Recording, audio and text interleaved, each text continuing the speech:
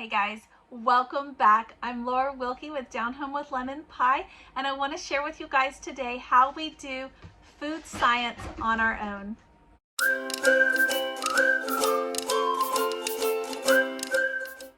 Okay guys, I'm Laura Wilkie with Down Home with Lemon Pie, and I have been sharing with you guys over the past few weeks, even months, about our food science homeschool lessons, and I'm excited to continue that today.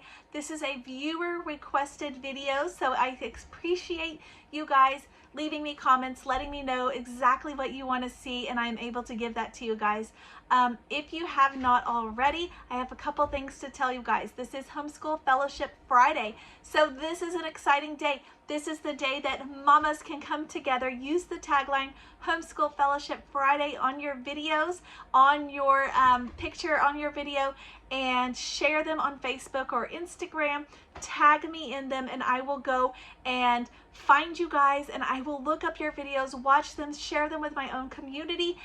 I want to create a community that is out to help other mamas, to support each other in these homeschool days, these homeschool journeys that we are all on. It is not a competition, mamas. Let's fellowship together. Let's grow and learn together, and let's teach those little ones. So for food science, I do have some videos linked below. Some of our Watch Us Homeschool Wednesday videos have shown you guys a first-hand look at how we do food science in our homeschool. I'm sharing that as well. I shared it just 2 days ago on Watch Us Homeschool Wednesday. I've shared it in the past on Watch Us Homeschool Wednesday. If you want to flip back a few videos, you will see that, or you can go to the playlist and find that. Coming up next week, maybe the week after, I'm going to do one more do a lesson with us and show you guys firsthand how we do a homeschool lesson in our home with 7 little ones. I may do it when my littlest is sleeping, so I may only have 6 of them there, we'll see. But how that looks firsthand, how that looks for a mom, how that looks in your home. Does it look like real school, like you would see at a school, or is it more relaxed? Just what it all looks like. So look forward to that. Do a lesson with us. I think we're going to do the topic of chicken, because I was looking in here and there are some really cool options for when you learn about chicken, and there's some cool things with noodles and nuts. Okay, so if you haven't already, like, comment, share these videos, guys, in those homeschool Facebook groups or on Instagram or wherever it is that you guys are communicating with other mamas. Let them know, because I want them to have the help that they need as well. And I'm not actually allowed to do that because you are not allowed to self-promote. So if you will share them, they will find it as well. Anyways, and don't forget to subscribe. So this school year, and actually for the past couple school years, I have been kind of leaning and trending towards creating our own homeschool curriculum again. In the early days, I did a lot of that, and it seems like it was so much more relaxed. And then we had twins, and I had 4 big kids. I had actually 2 big kids. I had like 2 toddlers, a set of newborn twins, and a big box curriculum where it's already mapped out. Here's what you need to do.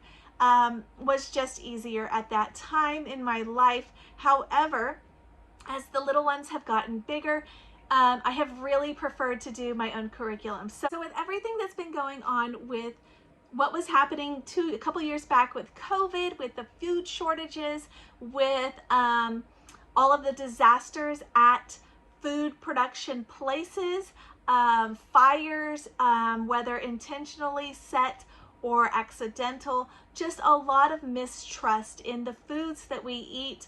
A lot of things, when you think about a lot of things that are allowed in America are actually banned in other countries. Food dyes, additives, all of these secret things that they put in, and they don't actually tell you the ingredients. They just put additives or and other ingredients, and they don't actually tell you what it is a little suspicious. And I wanted our children to have a background and to have an idea of real food and real cooking, which we do in our home, but it's often me doing it. Sometimes the kids will help, but I'm not walking them through the whys and the hows and the wheres it came from, all of that kind of stuff.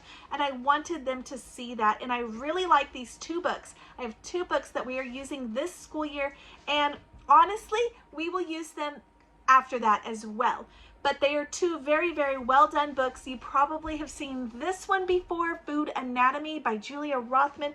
She also has a Nature Anatomy, very good. Farm Anatomy, very good. It would actually, farm would go really well with this as well, because it talks about animals, how the cuts of animal meat and how to raise them, like raising your own farm. So I love that one as well. Nature, there's an ocean one as well, which I'm not as interested in because I'm not as interested in the ocean right now, but I love the way this is done. It is Food Anatomy. It's like getting to peek at somebody's personal journal, which is exactly how my oldest described it. She even thought that that's what this was, that I went and bought somebody's journal, and or that they had their journal published.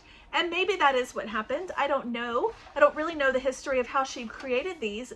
There's a little thing here, but I've not honestly looked at it.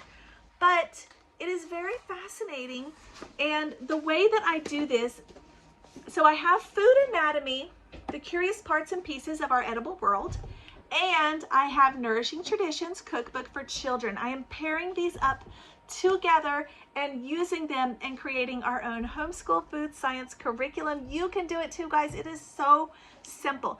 The way that I'm doing this, okay, is I am starting with this one. This is like my main text, and this is my supplemental text that goes along with it. And then the kids have little journals that I'm going to show you as well. The way that I did this is I go through this step by step with the kids. And so at the very beginning, we did the first lesson we did in this book was about the kitchen tools, which they were mostly familiar with, so we really just breezed right through that really quickly. It had some materials that we aren't really familiar with, so we focused a little bit more on those, but the ones that we already know, we just went through quickly. It talked about the measuring. Here's some more pages. It talked about microwaves, if they're safe or not. I'm not gonna lie, we use microwaves in our home, but is it necessarily the best way to do things? No. So it talks about that. It goes through how to do servings and weights. It's really good. So we did that as kind of our first lesson, and then we started in on our first, what I called a unit, okay? And it was the egg unit, because that is the first one you come to, the incredible eggs, and I absolutely loved it. So the way each of these go, it has several sections, and each section is the same. So the sections are eggs, milk, butter, snacks, vegetables, soup, ferments, sprouts, meat, lunch, dessert. Okay, so those are like our units. And the first unit is the egg unit, and it tells you all about eggs, but not just about chickens lay eggs. It's not just that, guys. It's deeper than that. It tells you about the difference between vegetarian fed, cage-free, range-free, raising them in your backyard versus in a factory, the different colors of eggs. If you've not raised chickens, then you do not know that white eggs and brown eggs are essentially the same. They just come from different kinds of chickens. And in the stores, they kind of promote the brown eggs as being like higher quality eggs because they're brown. They're farm fresh eggs, not factory eggs. And yeah, so there's that.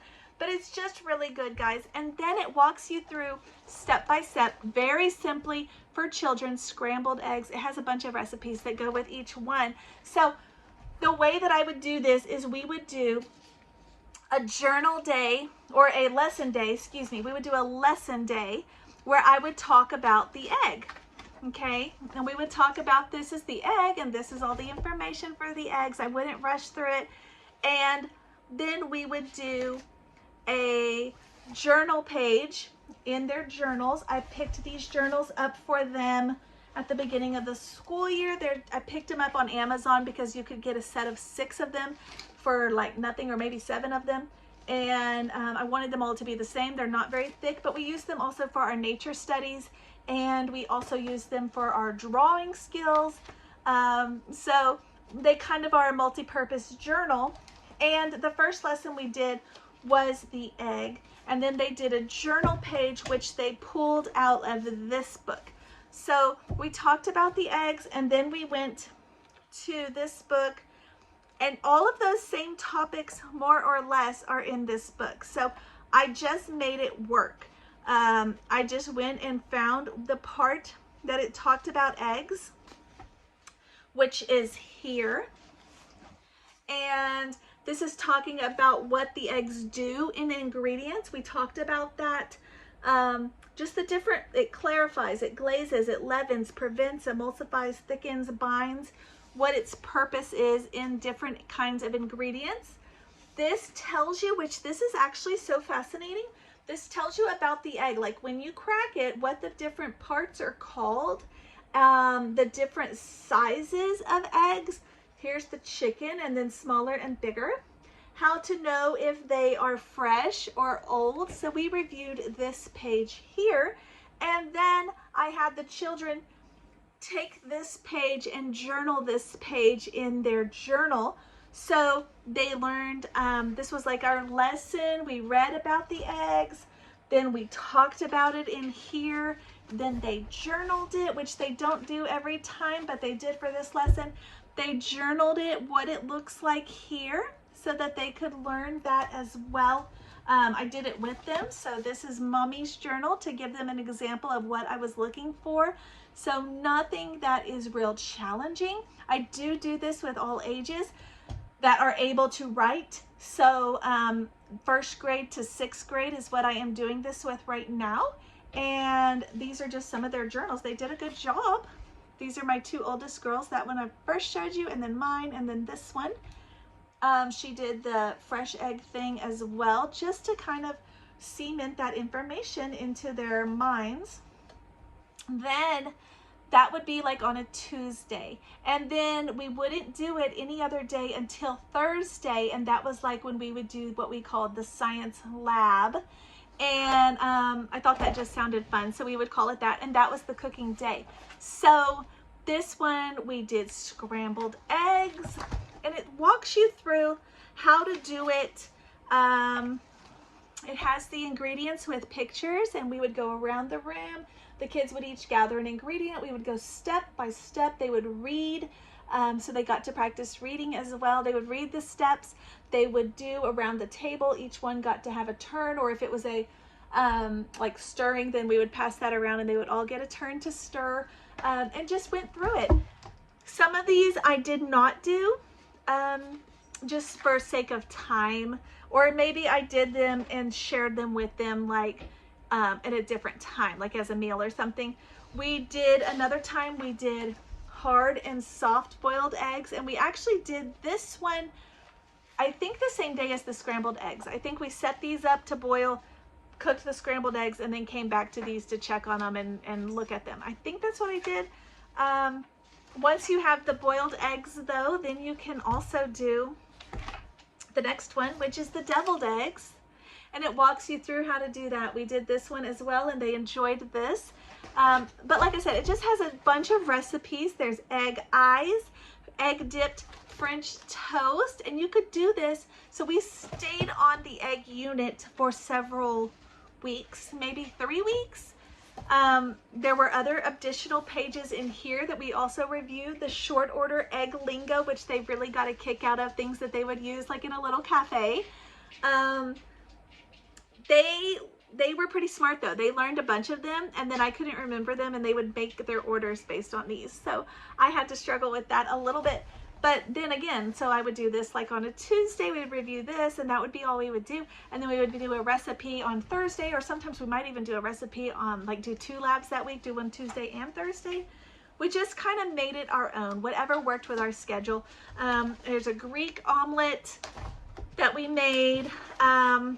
They did enjoy this one, the pizza omelet, that I thought was totally disgusting, but totally right for kids. This is like the omelet, and then it has pizza sauce and cheese on top. They thought that was fun, and they actually had that for lunch one day. So this is how easy it is, guys, to create your own curriculum. You do not have to have the big box. I get it. Those are so handy, and there's a time and place for that. Don't get me wrong. But it doesn't have to be something you rely on if you don't want to. If you feel stressed by, you know, checking all the boxes and you're not getting to them, it can be so much easier. This is talking about, this was one of my favorite things. You'll have to excuse that sound. I have a cat over here that is really playful right now and playing with everything. This talked about raw eggs. Can raw eggs make you sick? This is so important because right now our society will tell us don't get farm eggs because they might make you sick. Only buy from this and that. And anyway, this is so good for that kind of information. People don't know, you know, when you talk about like you're making, I don't know, we still make cakes and cookies and lick the bowl. So I know people who don't do that. I will tell you, we have done that my entire life. I am 40 years old. All of my kids, I did it as I was a kid, and I have not ever gotten sick from that. So, you know, don't place fear where it doesn't need to be. God didn't raise us to be afraid of the world. God raised us to be not afraid and to be strong. So anyway, that's just like a little side note, but that is how I do the whole lesson. So super simple. I do it 2 days a week. Tuesday and Thursday we do, then that's the whole unit. So the next one is milk. We talked about milk, and sometimes I broke this up. Like I might only do this section here on the first week, and then on Thursday do a recipe, and then the next week do maybe just pasteurization. That's all we're going to talk about. Or maybe we're going to talk about fake milks. We always get a laugh out of the soy milk and the almond milk, and you know, they're milking the almonds, what? And it's just interesting. So this talks about it, homogenation. Raw milk is so good for you guys. It is not something you need to be afraid of. However, if everybody has raw milk from small country farms, big companies will not make as much money from having us go and get their milk, which is not as healthy for us. And once again, it all comes back to money. So little side note there, but that is what drives society. So anyways, if you can, raw milk is the way to go. So we did this. We did spiced milk. We made that. It was delicious. I'd never had it. We made kefir, way easier than I ever thought. And I actually need to make more of that because it was so easy. And it goes through again. So we looked at milk in here as well. When I did the milk, I think, yeah, here it is. So we looked at milk. It talks here about different products that are dairy products. It does, I found this one really fascinating, and there is a butter section in this book. In this book, there is a butter section, so you might want to save this for the butter unit, but I went ahead and did it with milk. And it's talking about the differences in the kinds of milks and butters and what those look like and why, you know, some taste better than others. And it's just fascinating to me. The different kinds, this goes through pasteurization, homogenation, blah, blah, blah, blah. I can't talk, but you know what I'm trying to say. Whey, what that is, just all these things, guys. And then we would, these, I did not have them journal this. We just talked about it because it would be kind of hard to journal those. We talked about these here, milk products, what they were. We've made homemade butter before, so we did not do that, but we did go to a farmer's market as a family and pick up raw milk and sample it different ways, and just to do like a taste test. Just different ways of taking those lessons and letting God lead your homeschool. I'm reading a book right now that kind of validates all of that, and it is just so good and so accurate. But it's just about, you know, learning things as they come up versus waiting for it to come up in the book and learning it then, which may not be the same train of thought that your brain is ready to learn it had it learned it naturally. If that doesn't make sense, I'll do a video on that later about God schooling. But I did all kinds of stuff about cheese. So this one doesn't have a special section on cheese, so I kind of added that in. You kind of have to make it your own and just kind of flip through. It talks about how they would make cheese, like the real way. Just interesting. We did talk about the different kinds of cheese. I should have done a taste test. That would have been really fun, but we did not do that.